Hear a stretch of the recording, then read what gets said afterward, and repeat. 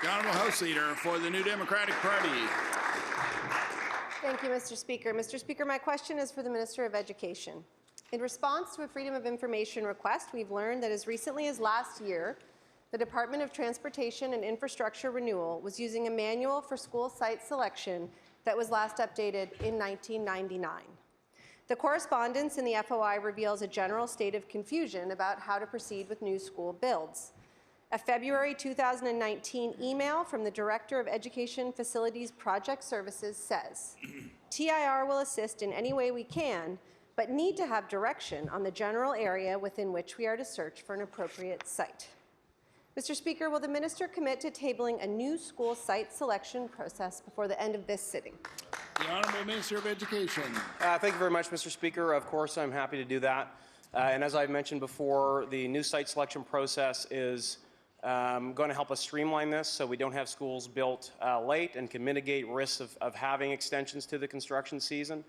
We want to make sure that we focus on the technical evaluation first before we go to the community for feedback, because we don't believe it's fair, and it's also created some delays when the community is discussing sites that are potentially viable, Mr. Speaker. That's why we're doing the technical engineering evaluation first, and we do believe that this will help us improve that process to get our schools built on time for our communities. The Honourable House Leader for the New Democratic Party. I look forward to seeing the new process, Mr. Speaker. Mr. Speaker, in the same FOI package, there's an email about a meeting between staff from the Department of Education and TIR with the member for Bedford about the siting of a P-9 school. The email states, at the end of the conversation, the agreement was that we have two basic potential approaches.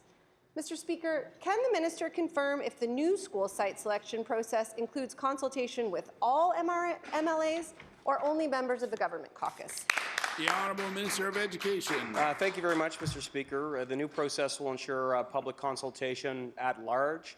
But again, and I can table a document that highlights the differences between the old process and the new and why we believe we can save some time. It's very practical, Mr. Speaker. Before we go to the community with potential sites, we want to make sure those sites are viable, that they're safe, and that we can service them with power, water, and busing routes before we engage the community on a conversation. That's the responsible, appropriate thing to do, and we believe that it can enhance this process and improve it to get our schools built more quickly and on time.